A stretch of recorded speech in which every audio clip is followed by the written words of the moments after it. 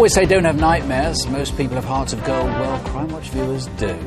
Remember the elderly woman in Cardiff and her visit from two conmen posing as roofers. I knew something had happened. These princesses were in the bedroom. Why should they want to go across the bedroom? They had found and taken her life savings of £16,000. Unprompted by us, hundreds of people have offered cash, including builders determined to say not all builders are cowboys. A bank account's been set up, and the woman, who doesn't want to be named, says she is overwhelmed by so much kindness. Incidentally, though, we are still looking for the villain of the piece. Thanks also for your help on two of the most high-profile cases of recent months. First, on the Sarah Payne inquiry. As you probably heard in the news, a man's now been charged. And thanks from the Met after our appeal on Damilola Taylor, which helped to gain more information from a key witness. Some crimes are simply unfathomable.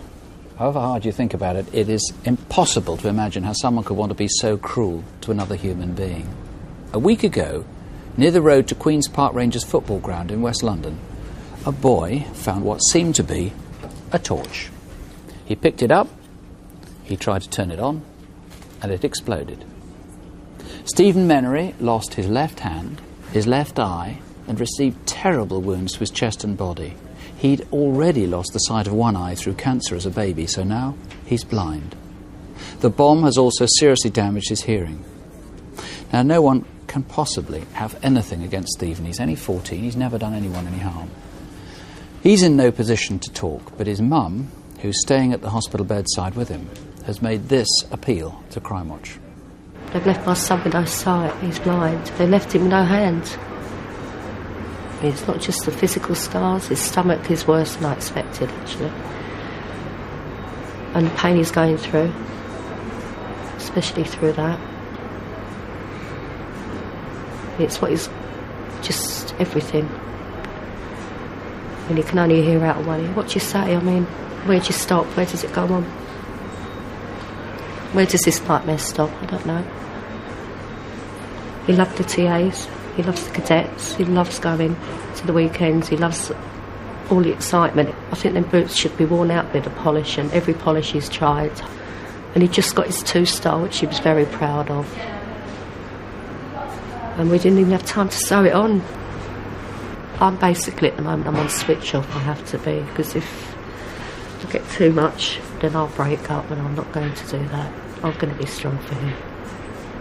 As long as he doesn't know I cry, he's okay. I promise you, he'll be all right. He told his mum, how will I be able to use a guide dog? I've only got one hand. I mean, the whole thing is so tragic. Just take us through what happened. He found this in the bushes outside the TA centre as he was going in. Take us through what happened. Yes, he was at the rear of the TA centre, had exited through a fire escape, found this torch, or saw it under a bush which adjoins the pavement, picked it up, and as we all would, turned it on. Nothing happened. He turned it off, and he now tells us, and he's able to tell us a little more each day, that he unscrewed it. Here at the bottom. Yes. And inside saw a small square battery, which only had one of the connectors connected. Tragically, he connected both, screwed it up again, and as he re-entered the TA centre, switched the device on with the horrendous result that we now know. Had it been left in a position where it shouldn't have exploded? In other words, was it left and designed to be harmless, or was it left designed to kill? No, this is designed to kill. No one will make a device like this. It is to maim, and it's to seriously injure and to kill. And the motive, in your view? I cannot ignore that this was a TA centre, that it had strong connections with the parachute regiment, and that high explosive was used. That said, whilst you might lead to terrorism, it could well be the lone bomber. There has been no claim of responsibility. The high explosive, we are still to ascertain what type of explosive it was. Contrary to some reports that we know it's Semtex, that is by no means certain. This could be the lone bomber. So it could be somebody that a viewer knows has an interest in making things explode. Yes. Has had a torch like this, It could be somebody watching now who thinks, I think I know who might have been involved with that. That's exactly the case. It's someone perhaps with an obsession with explosives, known to experiment with explosives, and works on such things as torches and other perhaps innocent articles.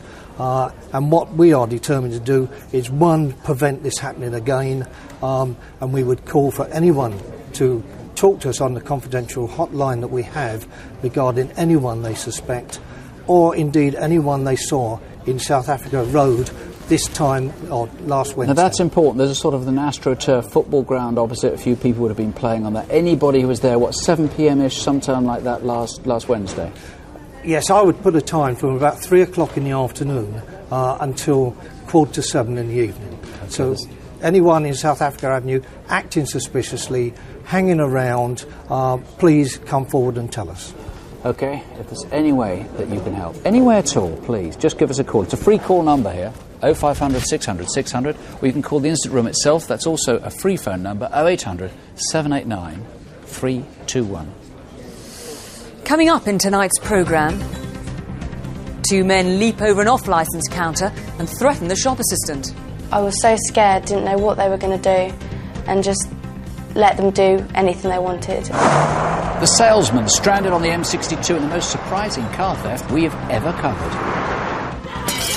A jewellery heist in London's Hatton Garden.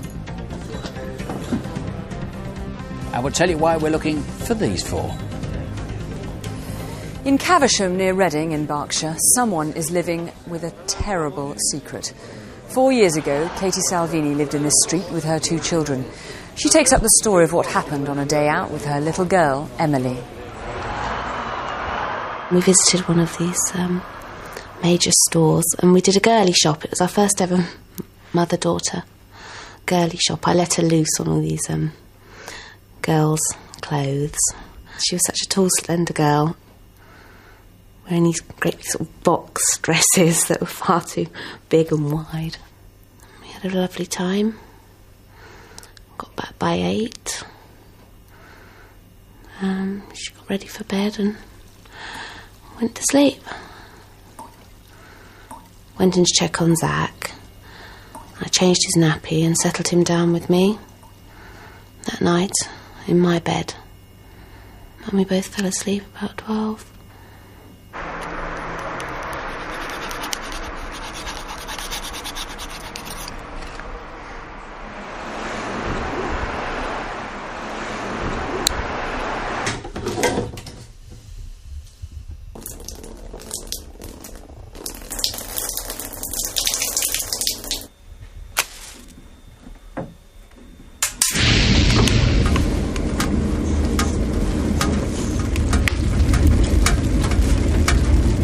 Whatever time it was, Zach woke up crying, which is very, very unlike him, which woke me up. I opened the door and I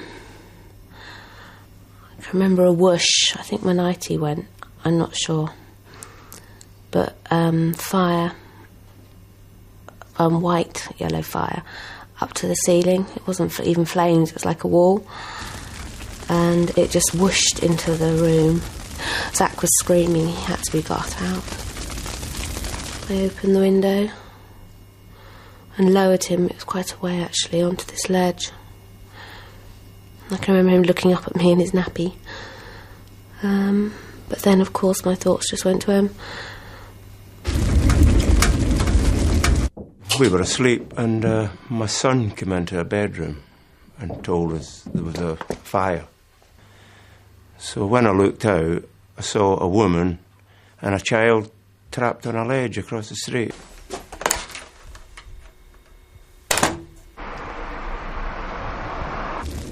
The house was glowing behind them. I immediately went across the road and I shouted to pass me the child down. And the slates was all falling off the roof.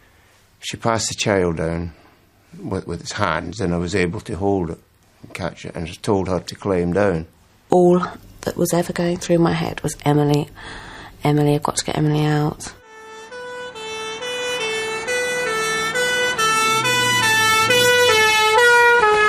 Emily was found upstairs and was rushed to hospital.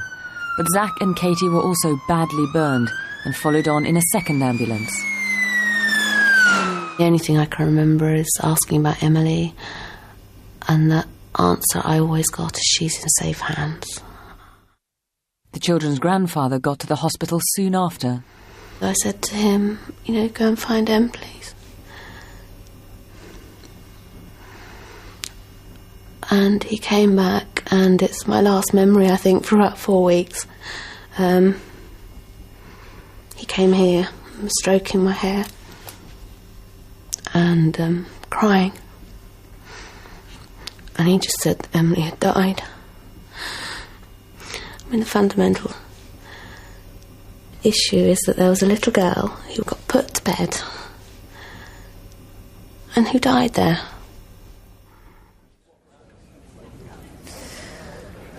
It's hard to imagine how someone could live with themselves after doing something like that. And for Katie, the mother, obviously it's just a harrowing ordeal. And she went back in, didn't she? She tried her best to save Emily. Yeah, it was just not possible to save Emily. The fire was raging up the stairs, the bedrooms were alight. She did her best, but there was no way she could have rescued her daughter. And she was very badly burnt herself, wasn't she? Indeed, it was a miracle that she survived the effects of the flames.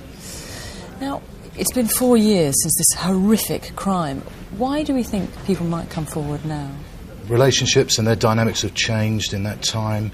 People who felt that they couldn't tell us something at the time of the offence, when they were interviewed perhaps, can now come forward. Perhaps they're not in the same sort of relationship as they were earlier. I'm sure somebody locally has the answer to the motive and why this crime took place. We need to know that. We need somebody with courage who knows what happened to come forward and tell us why she was killed in her own bed in her own home. And what do you know about the person who did this? I believe the person's local. The whole thing was well prepared. It was a callous crime committed at a time when people are going to be in bed. The phones are deliberately cut at locations to prevent people being able to alert the emergency services. A callous, awful crime. Do you think it was a man or a woman? Can you know? I would say it's likely to be a man because of the height of which the wires were cut on the telephone lines. However, it could be a woman. And there were previous incidents to this as well, weren't Indeed. There? In the weeks leading up to this awful attack, there were a number of issues of damage. The telephone wires to the home address were cut. Katie's father's car tyres were slashed while they were parked outside the house.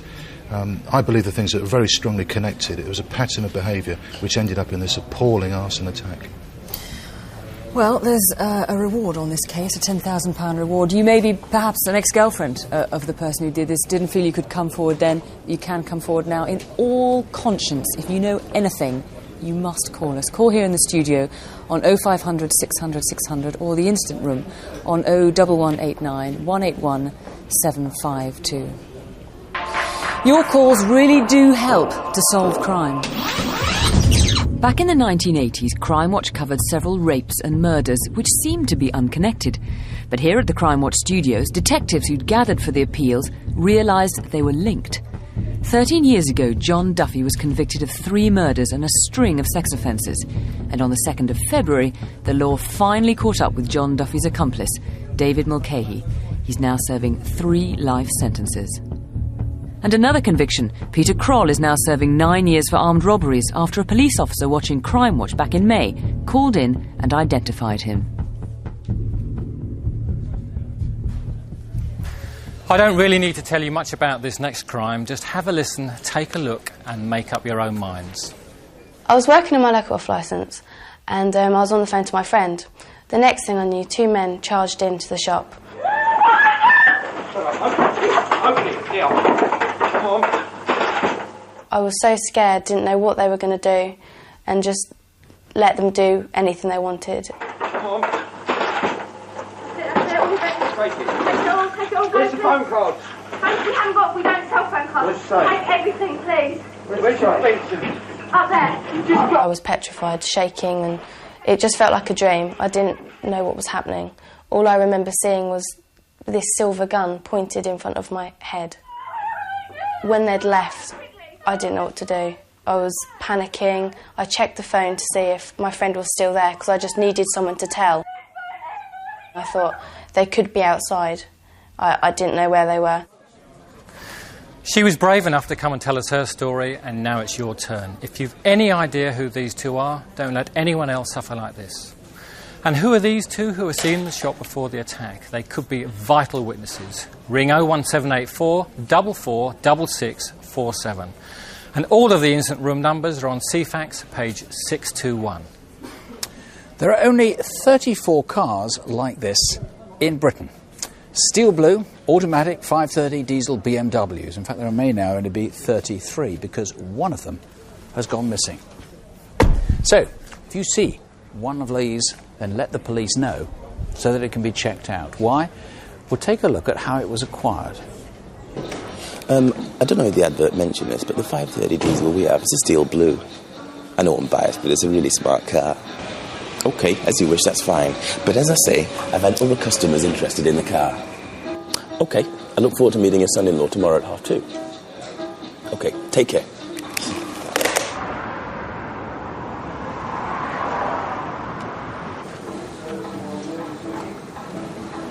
Hi. Hi, yeah, I'm here for a test drive. Yeah, okay. Just want to take a seat in the waiting area. I'll be with you Thank you. shortly, okay? Hello, I'm Victor. All right, good to see you. Pleased to meet you, pleased to meet you. Do you have a good journey? Yeah, not too bad. Bit long, though. Bit tired now. OK. I had a word with your father-in-law yesterday. It's the steel blue 530i diesel. Yeah, that's the one. OK, that's a nice car. It's pretty nice, isn't it? So what are you up to at the moment? Oh, a bit of this, bit of that. I've just finished university. You know, that was a bit of a laugh. Oh, yeah. You know what it's like. Study hard, play hard. Oh, yeah, I like this. It's not bad. The engine's a 3-litre diesel. That's 0 to 60 in 7.9 seconds. I've been looking at this model for a while, and I know it's a high-performance car. Yeah, I mean, although it is a diesel, it is in actual fact one of the fastest production diesels in the world. Yeah, yeah. I'll pull in over here. You can have a drive if you like. All right, great.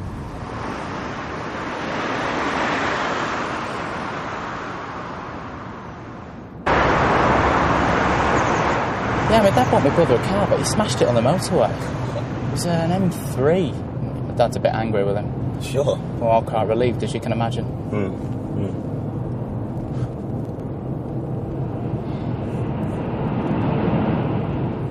Oh, my phone's vibrating. It'll be my dad ringing me. Oh, well, don't worry. I've actually got to talk to him there. Just pull over here. OK, yeah, OK.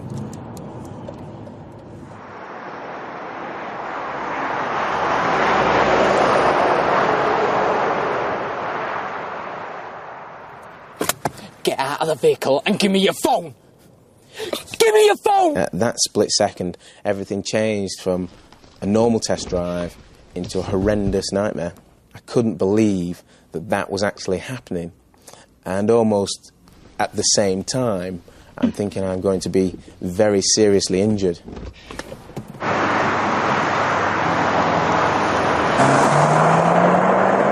Wednesday, 6 weeks ago, 2:30 in the afternoon, where the M62 is joined by the M6. Did you see any of this? He was a smart appearance, nothing to ring any alarm bells. But one thing I did notice was he wore dark blue trousers with very, very tan kicker-type boots. Although this isn't in any way unusual to me, although he was very smart to me, it just didn't match his clothing. He also had woolen gloves and a woolen scarf, both dark blue.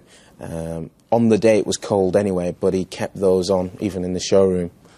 One thing I did notice was he had 2 shaved lines in the left eyebrow. At that point, I was very calm, surprisingly calm. I just picked up the phone, told them I'd just been robbed at gunpoint and had a car taken. And it was only the reaction on the other end of the phone when someone mentioned robbery that's when I lost it, broke down completely. Amazing way to steal a car, isn't it?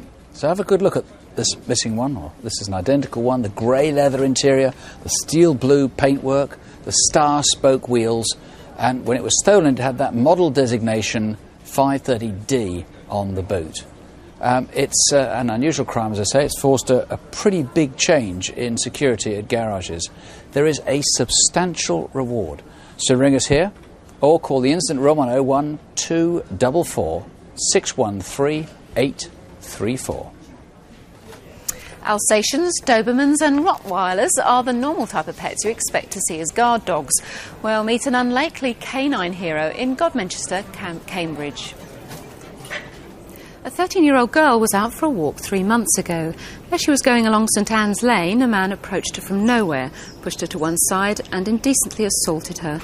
As you can imagine, she was absolutely terrified. What he hadn't accounted for was that such a harmless-looking dog could give such a nasty nip. The man was scared off, much to the girl and her mother's relief. She has an extremely soft spot for the dog. And he's a big old softie. He really is. He was protecting her. He knew something wasn't right. If he hadn't have been there, then I think it could have been a lot worse. The girl gave a very clear description of her attacker. He's about 40, medium height, but quite broad. He had dark, gelled hair and a fat, triangular nose. He was pasty-looking and had bitten fingernails. Well, there may not be a dog around next time to help, so please, if you know who he is, call us here, 0500 600 600, or you can call the incident room direct on 01480 415 800. Just been looking at some of the calls that have been coming in about that bomb that was concealed in a torch that was left by a TA centre in White City in West London, and which blew off the left hand and blinded the 14-year-old Stephen Menery. We've had huge numbers of people. I haven't been able to collate how many yet, but certainly dozens who've been offering money for the family. We've had a lot of people saying the torch is a military-issue torch, not a civilian one. We know that. We think we know a variety of places where it can come from. We're still trying to find witnesses in South Africa Road who saw it being put there. We have, we think, got one significant witness. Later, we'll be reopening a case we covered 11 years ago. A man found stabbed 40 times after his car was hijacked in a busy shopping street. His brother will be here in the studio. And any idea who this is? He could be responsible for the rape of a man in Kent. First, Hatton Garden, London, home of the jewellery trade. A Tuesday in January, soon after the New Year. I was at my desk working. My daughter was just at the back of the shop. My son was in the back office. 3 men, all black, one noticeably taller than the others, charged into the shop, spraying CS gas. There was an almighty crash, which sounded like a shotgun going off, and I ran to the shop to find my daughter just huddled up on the back seat of the shop. And then all of a sudden, somebody pulled a gun at me. The thing that frightened me the most was they were attacking my children. To hell with the jewellery. They made off in a stolen Fiat Punto which they abandoned in High Holborn.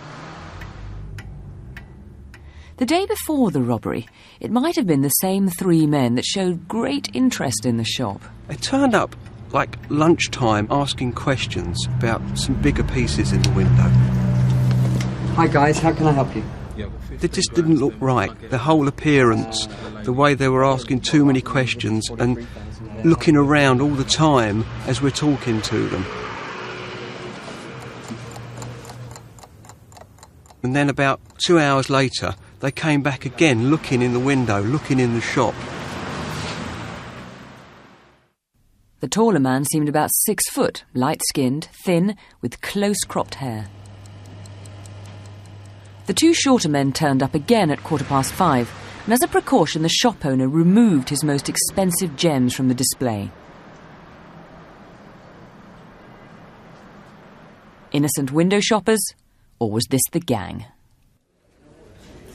Amongst other pieces, the robbers got away with a large amount of high-quality diamond jewellery, including this unique diamond bracelet and this pair of diamond and emerald earrings. Have you seen them? Call us here in the studio, 0500 600 600, or call Crime Stoppers, anonymously if you want, on 0800 555 111, and there is a reward. And now some characters enjoying themselves with other people's money. First, have a look at this man. He's very recognisable because of his distinctive hairstyle. He's run up huge bills using stolen credit cards.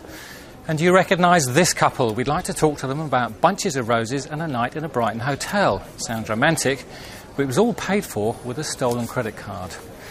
He may know nothing about it, but they obviously know each other. Call on both these cases 0500 600 600. We also need to find these next 4 faces. We know their names, but not where they are. The first 2 are particularly dangerous. James Anderson is wanted in connection with a murder and could be armed. Jason Scott we want to speak to regarding armed robberies and an attempted murder. And next we're looking for these 2, suspected of drugs offences. Stephen Johnson from Merseyside and Raymond Parfitt from Nottingham. Ring us here, 0500 600 600. Crime figures are generally going down, but the latest statistics show a rise in street robberies. A lot of those are, of course, kids bullying other youngsters, but they're all dangerous. And here's one involving adults that turned to murder. It happened in the centre of Birmingham in October. The victim was Khalil Rahman, who was locally well known. With my dad, you never get bored. He's got lots of things to say to you. He's always talking. He used to love cooking, and he did come round home and start cooking, but my mum, she didn't used to like eating what my dad used to cook. In fact, Mr. Rahman used to own 4 restaurants, and though he'd more or less retired, he regularly went round to colleagues. I know him from last 15 years. He was a restaurant owner like me, a good friend, close friend. Come out to chill out, I think, with friends. And he chat till 4 or 5 in the morning, talk about, his personal life. Late that Saturday night, in fact now 4:30 Sunday morning, he went to get his car. He said, no, it's already late, I'm going home. At about the same time, a taxi dropped 2 men in Bristol Street. The driver is an important witness. Back in October, did you have a silver Toyota Carina? I could see 2 men coming running towards my car. I didn't really like the look of them. They were acting a bit strange. All right, boss. You free, mate? No, mate, I'm booked. Yeah, no, that's all right, mate. Come on. Lad, I'm booked. Take us to massage parlour, mate. There's nothing open at this time of the night, and I'm booked anyway. Oh, mate, they're open all night in Manchester. Come on, you're not trying to tell me... These men, they made me feel very nervous. I mean, I didn't like the look of them at all. 00 Bristol Street. The driver gave a distress code and other cabs quickly converged on Bristol Street to help him out. Realising that the cab simply wasn't going to take them, the 2 men eventually gave up, but they kept on asking for a massage parlour and wanted someone who would take them there. And one of the other drivers, he knew there was a massage parlour open down the road, so he just pointed them towards that massage parlour, and that was the last time we've seen him.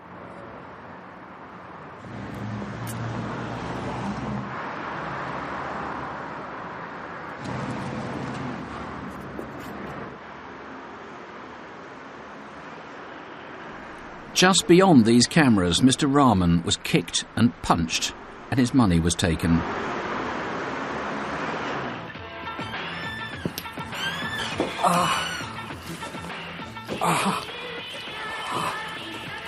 Boshan?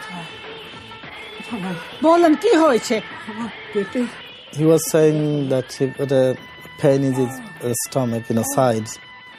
আমি আমার গাড়ির সামনে গিয়েছিলাম গাড়ির সামনে যাওয়ার পর 2 লোক এসে He said 2 white people attacked me and took my money. It was strange. We speak Bengali, and he was saying one of them used Pakistani or Indian word, which is a rude swearing word. Mr. Rahman was taken to hospital, while down the road another robbery was happening.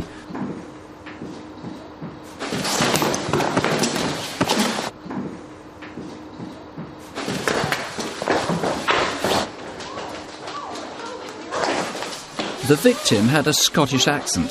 A man who helped him was an Asian in his 30s. They're both important witnesses, and we guarantee they'll be treated with the greatest discretion. They ran off, hailed another cab, and went to a snooker hall where they were refused admission and caused some damage. They told one taxi driver they came from Manchester, but told another it was Liverpool, and implied that they were down in Birmingham for a football match between Sunderland and Aston Villa. Khalil Rahman never came out of hospital. The kicking had ruptured internal organs, and 5 weeks later, he died. it's just a big shock for all of us. Just for £90, they just went and murdered my dad. My brothers and sisters, they're only young. I mean, the youngest one is 4 years old. She doesn't know what, she hasn't had time with my dad much. She doesn't know what dying is. And when you talk about my dad, he's gone, she's saying, no, he'll come one day. Graham, I call this a robbery. I wondered if that was the real motive, because Kyla was actually kicked, as it happens, kicked to death after they'd stolen the money.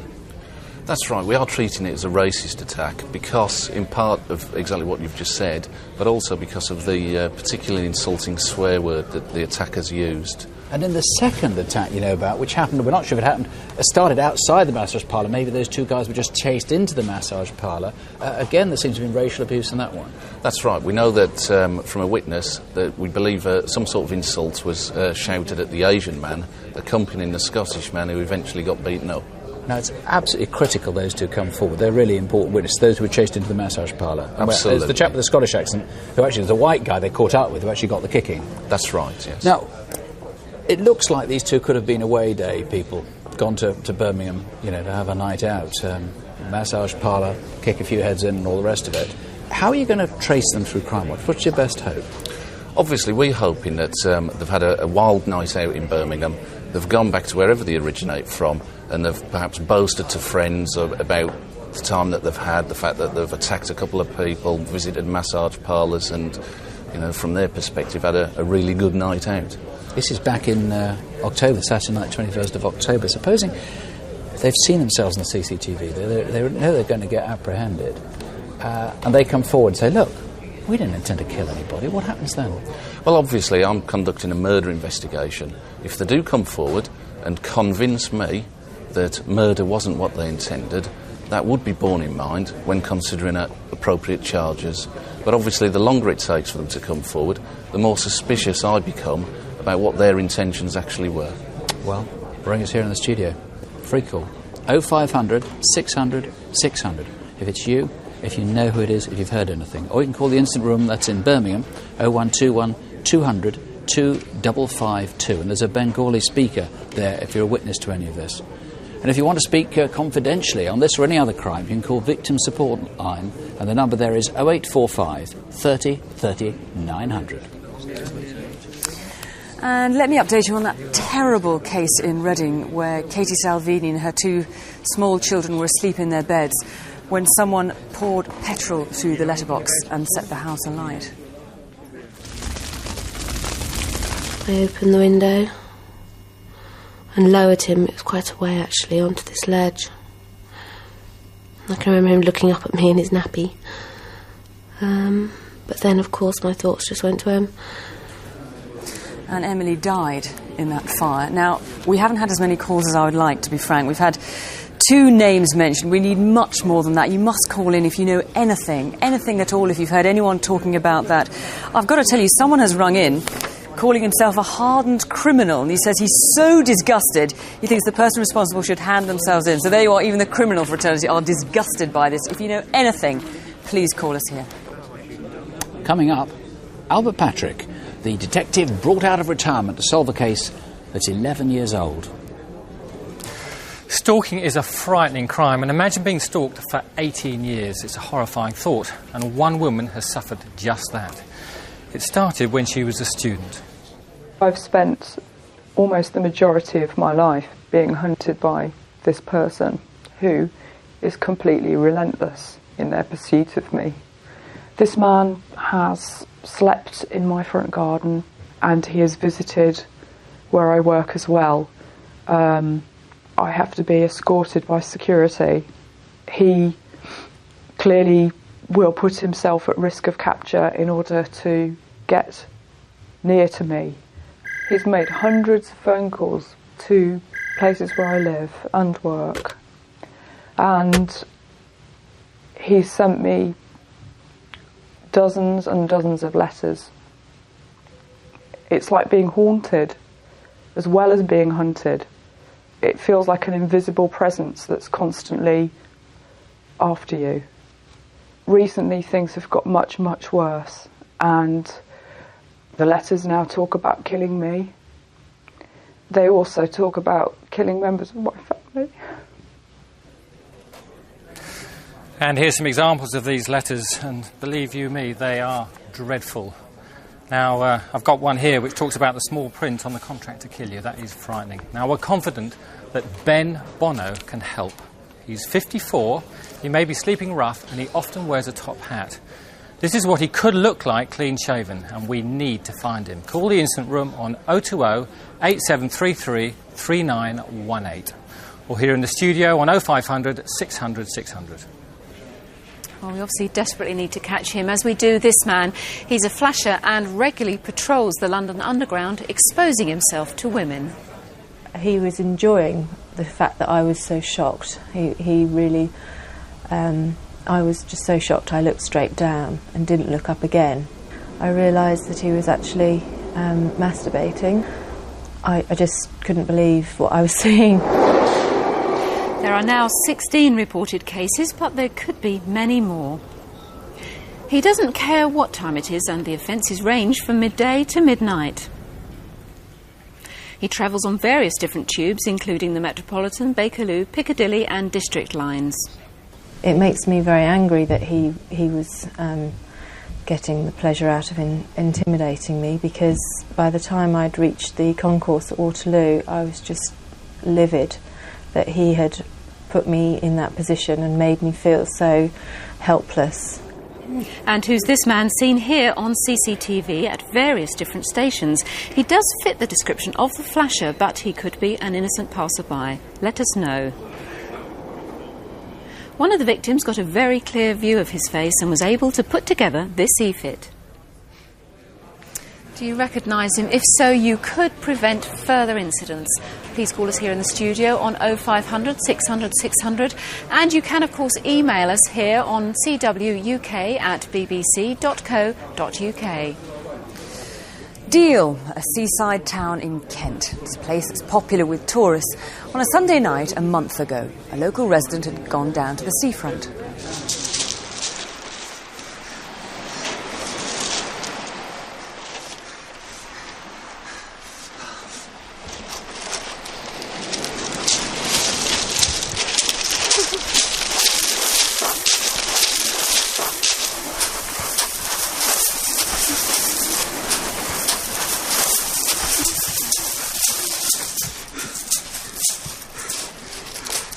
Hello? Operator, I need an ambulance.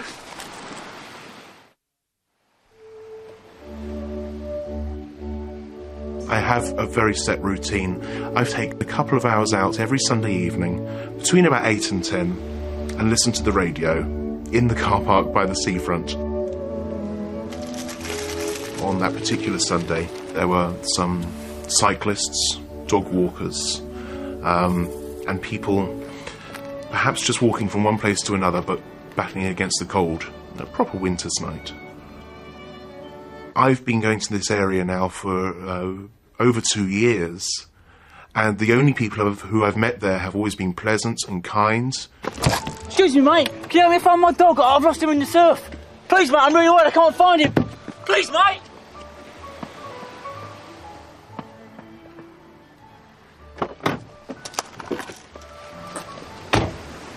He went running on ahead of me towards the surf.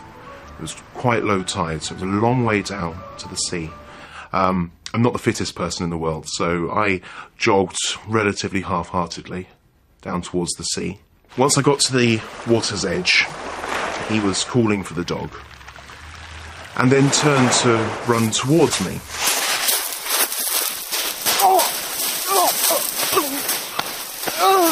Take your jacket off. I was very, very scared. He tied him up with strips of his jacket. The man was slashed with a knife and raped. His attacker was about 5'10", slim, muscular, and had shaved off his pubic hair. He walked away very slowly, very calmly, very controlled. There was never any fear with this man. he was very aware of what he was doing at every single stage, every single part of it. There were several people in the area by Warmer Castle, Deal, on Sunday 4 weeks ago. Who owned this white Nissan parked here? Who else saw anything suspicious? 4 days earlier, a jogger noticed a man who was hanging round the public toilets. Like the rapist, he was in his 20s, average height, slim and muscular.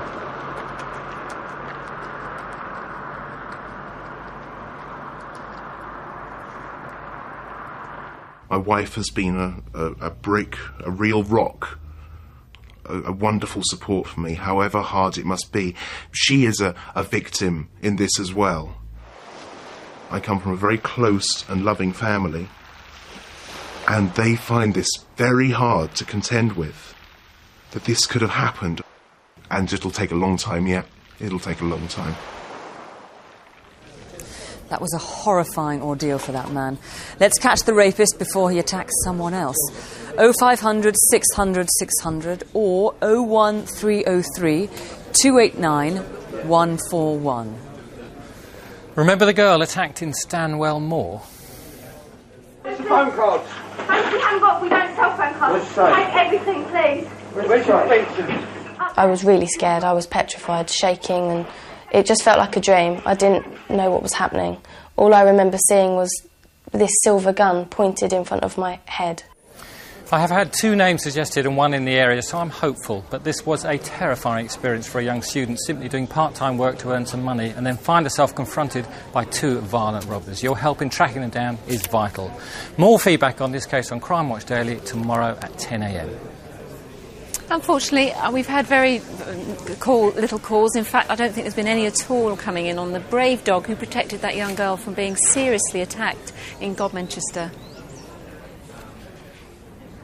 Sir John Stevens, the Commissioner of the Metropolitan Police, has ordered a huge review of unsolved murders in the capital. He's brought detectives out of retirement. They've applied new scientific techniques, and they reckon some of the crimes can now be cracked. One of them we featured back in 1990. Surinder Gill was a flamboyant character from Southall in West London, an insurance broker who did much of his business by phone. No problems at all. But 11 years ago, when driving here down South Road, Surinder seems to have been hijacked. You can come and see us tomorrow. The accountant's not in today. Disconnect. Mr. Gill? Mr. Mr. Gill? Soon afterwards, Surinder's car was seen driving onto Beaver's open space in Green Lane, Hounslow. And the following morning, his body was found inside. He'd been stabbed 39 times through the chest and neck. Well, this is Harpole Gill, who's Surinder's brother, along with Albert Patrick, the detective who's now reviewing the case. Harpole, after 10 years, are you pleased that they're now reviewing it? Yeah, I'm pleased that the police haven't given up hope, and I hope the public too will not give up hope in finding my brother's killers. This was, Albert, a particularly brutal crime. What have you got in terms of motive? Why do you think it happened? It's I must keep an open mind. It's got 3 or 4 motives that could be responsible for Surinder's murder. And obviously through this programme we'd like to appeal to whoever knows to give us a ring. Take us through what those possibilities are. Yes. One, he did have several girlfriends, and it could be revenge because of his womanising, for want of a better word. That would account for sort of the real ferocity of the attack. Certainly. He may have owed money. He was in some financial difficulty, so that's a motive. And there's also intelligence on the file that suggests that he was involved in drugs, although there's no hard evidence to suggest that is a real motive. And he had no criminal background. No, he was a lovely guy. At all. But obviously anybody who knows anything about that, you badly need to hear from at all. You did, I know, after the programme, you got somebody saying there was a white vehicle that was involved, that was in tandem with his own when he drove off. A white vehicle, perhaps a Katrina box type, was seen in South Road with a man with a crash helmet, and then much later, about an hour in Salisbury Road, near the crime scene, near the murder scene, a car in tandem with Surinder's car veering through the back streets of it. You found an e-fit from 10 years ago, which was never released at the time. It's a very peculiar looking e-fit. Yes, it is. It's the lady who drew the it's an artist's impression. Yes, it's an artist's impression. 11 years ago, she described it as male with blonde hair, and he was laughing in the front passenger seat, and I believe, Surinder was driving the car at the time. And then she said to me last week that it could have been female. So again, that person, whoever that is, who knows who he is or she is, please ring. Asian and white together. Yes. You got a letter 3 months after Crimewatch. That's right. Typewritten letter, very important. It mentioned the Holy Smoke Gang, it mentioned all sorts of other things. Whoever wrote that letter obviously wanted to help then. Yes, and I need him to pick up the phone, he or she, to talk to me, because so much intelligence in there, I do need to talk to them anonymously if needs be. But supposing somebody says, look, this is all 10 years ago, there's no point in ringing in now, dredging it all up again. Well, even after 10 years, the pain is still there. I mean, I just want to take this opportunity to appeal to anyone who has any information, even after 10 years, to just come forward and share this information and help ease some of the pain. Well, call us if you know anything, 0500 600 600, or the incident room, 020 7321 7352. And can you tell me who this is? He could be responsible for up to 13 armed robberies, all in Worthing in Sussex, since Christmas. Invariably, he wears this beige jacket with a hood and produces a shotgun from a white carrier bag. We're going to catch him, and with your help, even quicker. Call the incident room on 0845 60 70 999. And now another story about people walking into shops and taking what is not theirs. Have a look at this man in a jeweller's in Warwick. He's pretending to be browsing and is then joined by two others who distract the shopkeeper while he scoops up the rings. Call us 0500 600 600. 3 sexual assaults on the Isle of Wight towards the end of last year. Each time the women were leaving the same nightclub in Carisbrooke on the edge of Newport. Each time they managed to fight the attacker off. Not surprisingly, the police are worried about what he might do next.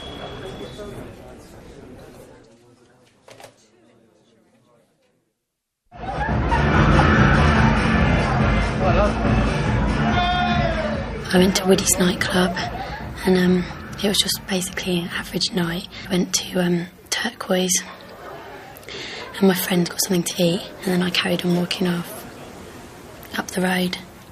I was actually texting someone on my phone. I was about a quarter of the way into the lane, and I could hear someone running behind me.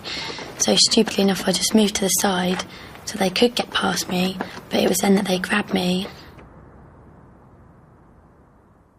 I think I felt too safe, and I do admit that, because nothing has ever happened to me like this before.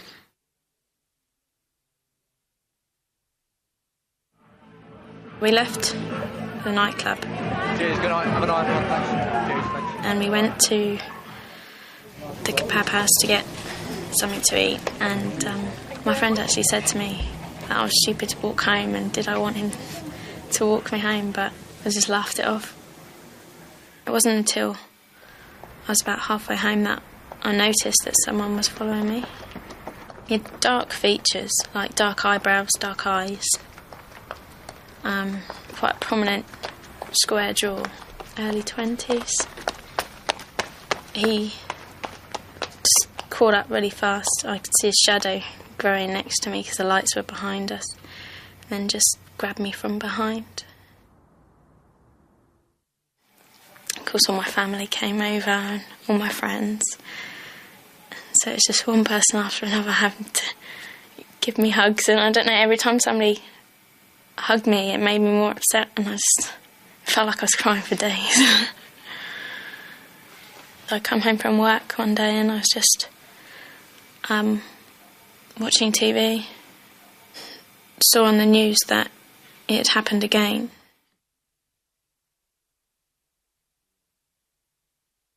It was about 1:30 when we left Woody's, and we walked up to Turquoise, and my sister and her friends were going into Turquoise, and I said I was going home. And then I went down left along Caesars Road, and that's when I noticed a bloke. He had a white, like creamy scarf, and it was just like over the nose. And I had to take my inhaler because I was wheezing, because I was getting scared. Then he passed me, so I thought, oh, that's alright, it'll be alright. So when it first happened, it was just like a nightmare in my mind sort of thing. And that's how I'd like to keep it, really. It's like a bad nightmare. I just really couldn't believe it was happening to me. I was just so scared. I just look at people in the street and I think, you know, I could walk past him and not know. We're looking for a man who goes out dressed in black and may own a plain white scarf. He could be local or taking the boat over specifically to carry out these attacks. He's got to be stopped. 0500 600 600 or 01983 538 634. Next month on Crimewatch, the net is closing in on a murder in a restaurant that happened in 1998. When I went downstairs, I started calling her name Choti, Choti, in a very frantic manner. Then I went to the storeroom and I found the body.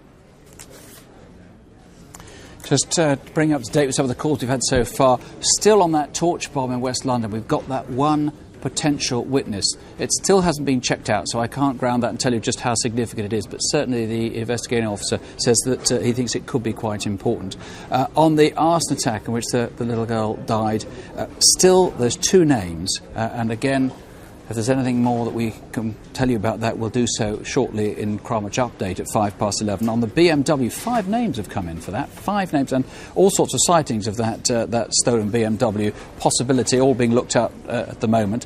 There's a name come in too on the Hatton Garden robbery. That was the jewel thieves, the 3 of them. I'm not sure which of the 3 that was. As I say, Crimewatch Update is at 11:05. Do join us then, and whatever happens, don't have nightmares. Do please sleep well. Good night. Good night.